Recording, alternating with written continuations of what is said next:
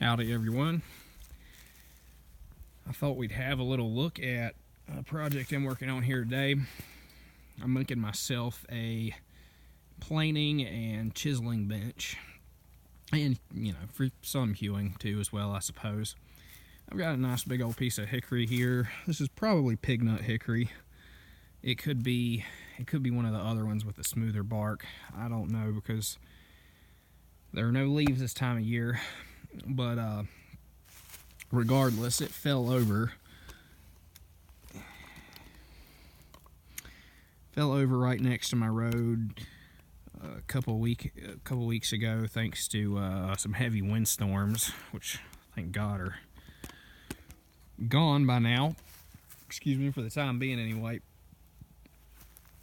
But it wasn't a particularly healthy tree.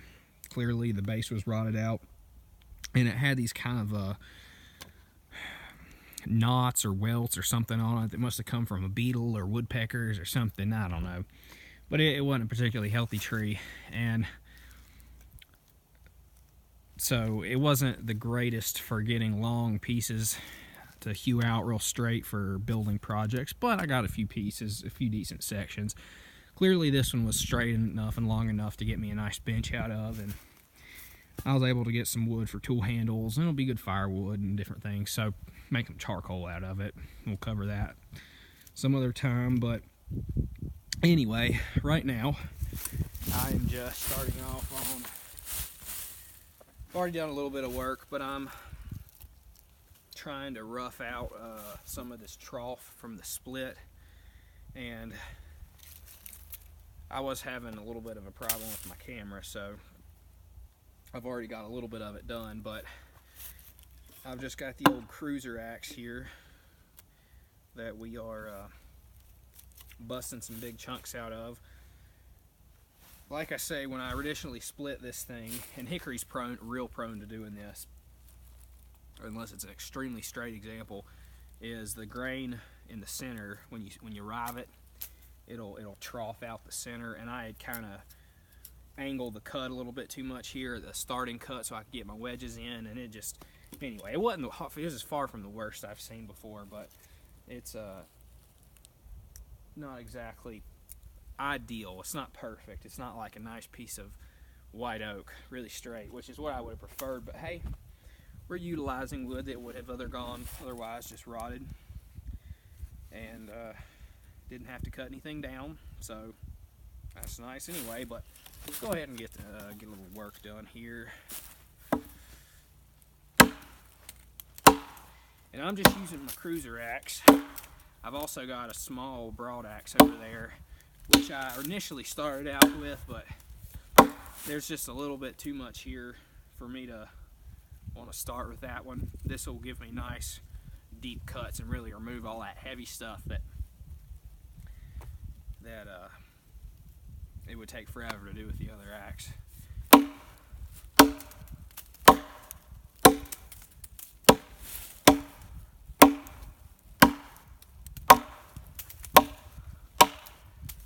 And this would be a project where one of those nice side axes, nice big broad axes with the offset handle, those would be really useful here, but I don't have one of those. It's on my list to make.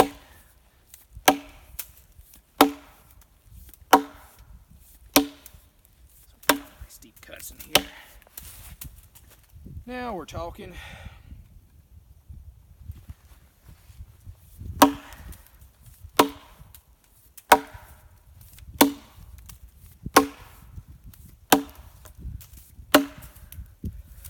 Really, you'd think that hickory would be pretty hard, and it is when it's dry. And of course, some hickories are harder than others, but while this is green, it's really pretty easy to hew. In some ways, it's even a little easier to hew than green white oak, other than the grain issues where it tends to be stringy, a lot more stringy than white oak does.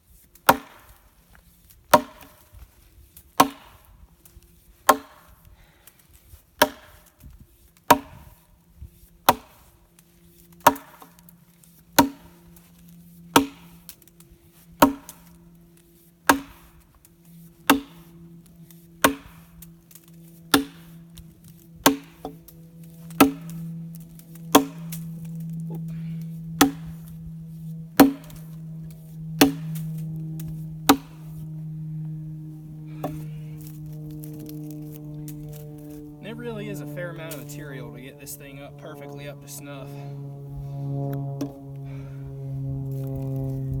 This end down here is a lot lower in the trough than that end up there, so it's nice to have a little bit bigger of an axe. You can do that with a felling axe too, but the balance of one of these little cruiser axes is probably better for this, in my opinion. Again, I'm no expert, but and this is a little short-handled, like I say, cruiser axe. This was my great-grandfather's that I recently restored, so I'm quite proud of that.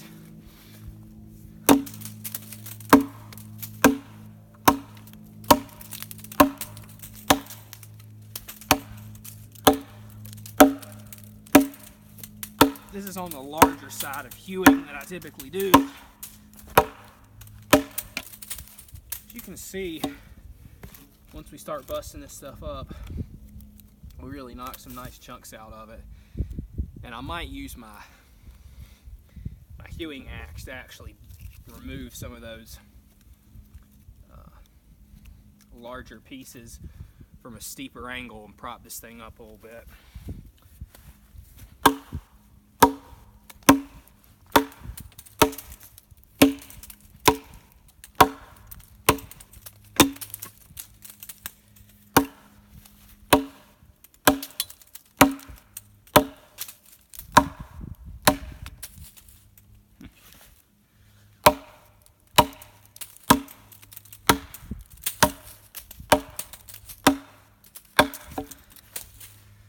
I normally don't like using a bit that's got that much curve in it. It's harder for me to see where the depth is going in the various places, but there's so much material to remove on this one that deep angle really cuts a really aggressive, nice.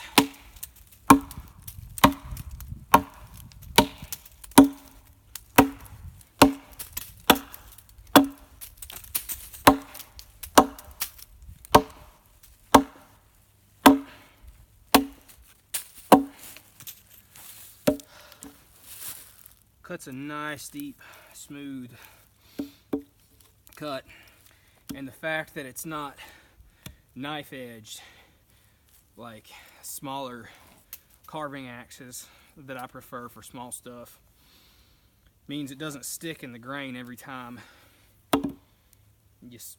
every time you throw it into the grain. It doesn't stick and you got to pull it out. It's got that an actual axe grind like that one does too. So it just bounces right out.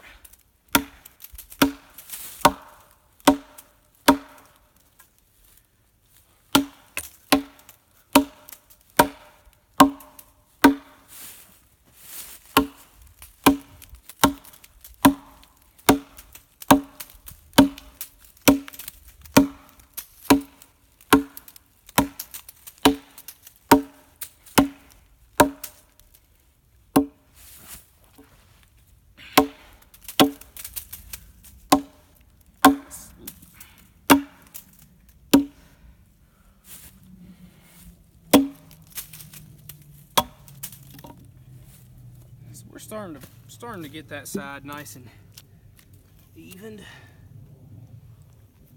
Boy, that's got a little bit more of a check in it that I would want, but the nice thing about this kind of project is it's so big. You're not worried about checking. It's just a rough workman's, green woodworking bench for rough planing and that kind of thing. I can't remember if I mentioned this already. I've trimmed the edge here down about 3 inches where the bark was out about here, so that has to be removed anyway to get a square edge so we can round that up a little bit, make it comfortable to sit on. And if you do that last, you don't want to be trying to surface 3 extra inches on either side of the bench when you're just going to have to remove that material anyway. So I like to edge it first, just out of preference. I don't know if that's a thing that people do or not, but that's what I do. So Anyway, this is going to take a little while, so I'm going to go ahead and cut the camera off now, and we'll get back to it when I start planing again.